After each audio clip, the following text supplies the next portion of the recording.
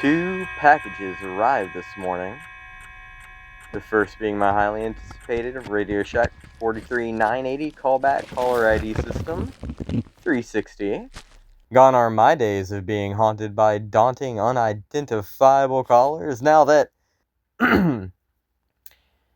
almost went into an ad read right there. Anywho, and second. Well, the second needs no introduction, my fellow audiophiles.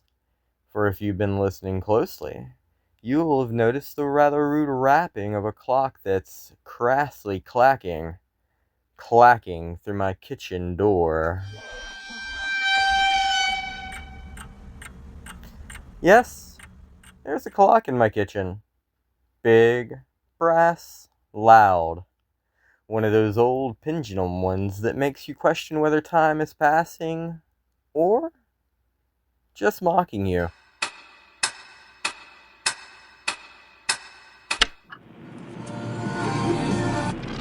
I took the lead. Somebody's heart. If you are hearing this, don't adjust your dials. We're doing it for you. Welcome back, Nocturnal Navigators. This is Gavin Zephyr, and you've tuned into The Brain Chew, the only show where insomnia is a prerequisite and reality is strictly optional. Tonight's theme? Time. Where it goes, why it never calls back, and what do you do when it shows up uninvited at your doorstep? Case in point, my house has developed a new heartbeat. A very loud, very punctual heartbeat. And now that just makes me think of in the house in a heartbeat, which is going to be bouncing about in my gray matter for the foreseeable future. Not the worst in all honesty. It's probably the most underrated horror movie track of all time, actually. It's creepy, it's moody, and it's perfect for a late night stroll in a poorly lit alley. Here's a fun fact. Trey Anastasio, from Fish, played a series of concerts during that BS that shall not be named, where he and his band performed it along with a parody of the movie's opening. If you're interested in checking that out, I'll drop a link in that black mailbox down below. Anywho, enough about songs. Let's get back to socks. Socks? Clocks! Yeah. And speaking of clocks, it's about time for a word from today's sponsor.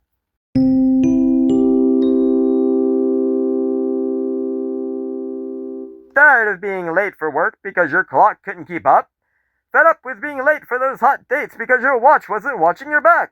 Well, the lack of that chime means it's time to get your hands on the Atomicon, the premier mass-produced atomic clock by the National Company. It's the height of quantum electronic technology and atomic timekeeping, combined to bring you precision you can count on. The Atomicon from the National Company. Order yours today and finally have time on your side.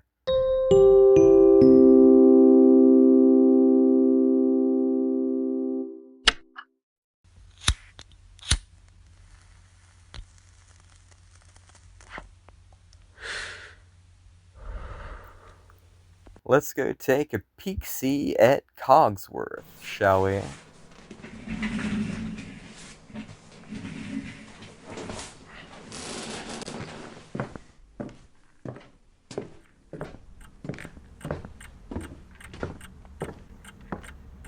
And there it is.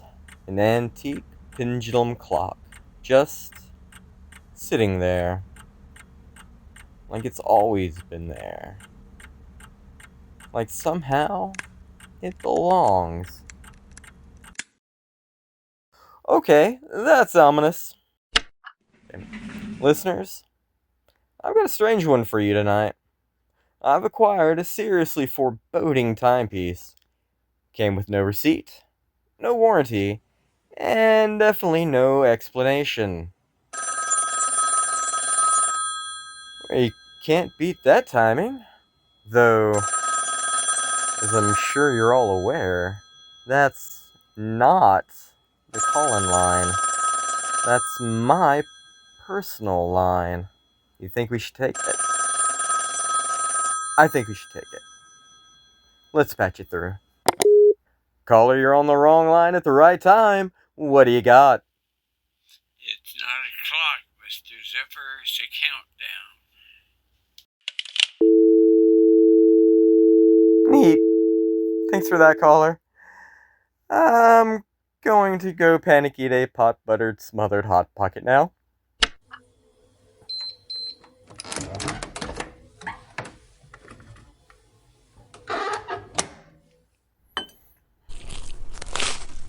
Oh, that's so good.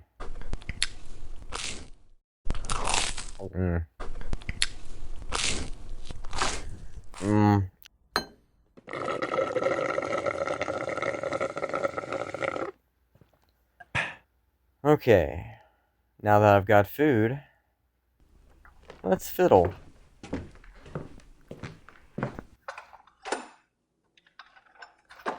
Release your secrets to me, Miss Minutes. Oh, that's new. A note. Handwritten. The end began with caller number 9. Oh, come on! Well, dear listeners, tonight's moral is simple. If a mysterious clock gets delivered and you haven't been on an Etsy binge, then don't touch it. Don't listen to it. And apparently, for the love of all that is Elvis, avoid line 9. If you know, you know. This has been, and inevitably will continue to be, Gavin Zephyr, signing off from the Brain Chew, wishing you sweet dreams, peaceful nights, and clocks that aren't foreboding harbingers of doom.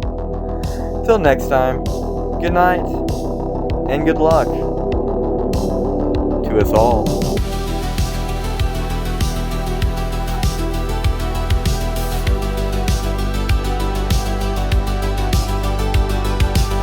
Tonight's podcast is brought to you by the ever-shifting sands of time that grain by grain slowly slips away. So flip that hourglass over and drop us a line.